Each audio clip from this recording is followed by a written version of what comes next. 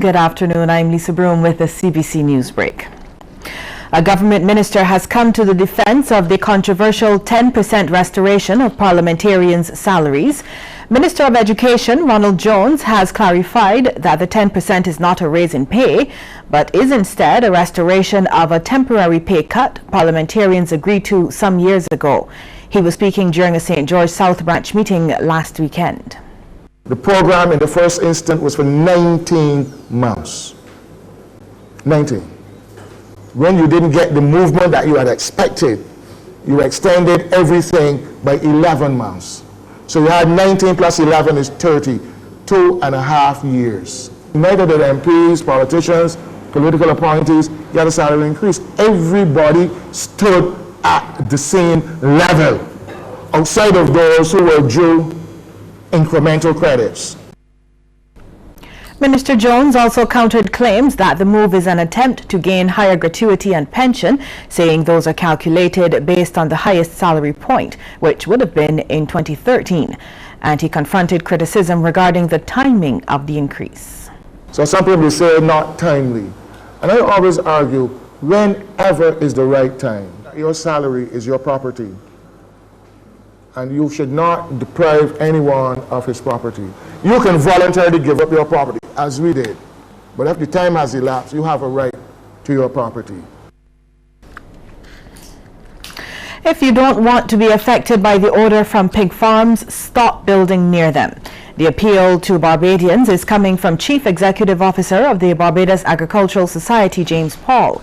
Speaking with specific reference to Barnwell Farms in St. Thomas, Mr. Paul said a number of pig farms in residential areas were around before the houses. He further expressed disappointment with the Town and Country Planning Department for failing to respect agricultural land. You have certain developers in this country who seem to get away with murder. Okay? I really wonder sometimes who's in charge, because in the first place, right, my point is that we know that that land that they put those houses on was agricultural land, that somehow over the years the purpose was changed. And I still maintain that those houses were put too close to that pig farm at Barnwell Farms. And I hope that we don't hear today that Barnwell Farms has to shut down because the fact that it is too close to the houses, rather than the houses being too close. And I think somebody should be called to account for that. Additionally, Mr. Paul says organic matter from pigs should be better used as fertilizer and as energy production.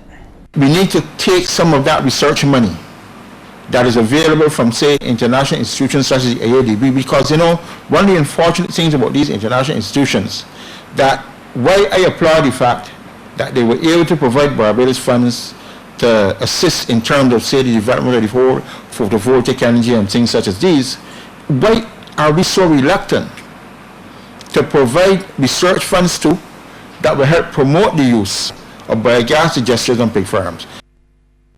The topic of road safety is on the top of the agenda for the Ministry of Transport and Works. This as the Barbados Road Safety Association remains concerned over the high number of road accidents. Minister of Transport Michael Lashley says road safety is of paramount importance to the ministry, and they will be spreading the message to the public with a focus on the island's schools. And as part of the 50th anniversary of independence,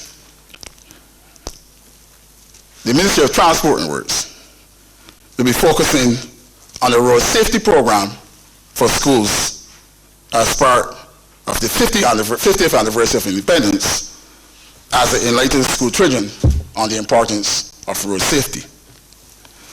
As you know, a Road Safety Council has been established.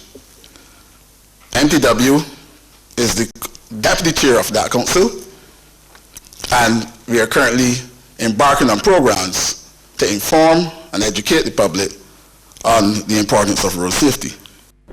Another local property has been recognized by the world's largest travel site, TripAdvisor. It's actually the 6th certificate of excellence which the site has given to the Bougainvillea Beach resort in St. Lawrence Gap over the years. According to the resort's sales and marketing manager, Jamal Griffith, the award is based on a year's worth of reviews. He says the properties which receive the most and best reviews from guests get the award. TripAdvisor is mostly online reviews, and we do get a pretty high rating with most of our guests. Yeah, so most times we get between a 4 and a 5-star rating on TripAdvisor, and we actually received another award from Booking.com just 2 weeks ago, and it's for the average score of 8.6 out of 10. Mr. Griffith explains why he thinks the property continues to win awards. The team is extremely proud of receiving this award because of the effort that they all put in. We have a fantastic team here, and they always go above, when I say always, they always go above and beyond the call of service. I always say that, you know, service is not servitude, and the staff here embodies that statement wholly. Time for a break now, but when we come back, news from the region and further afield.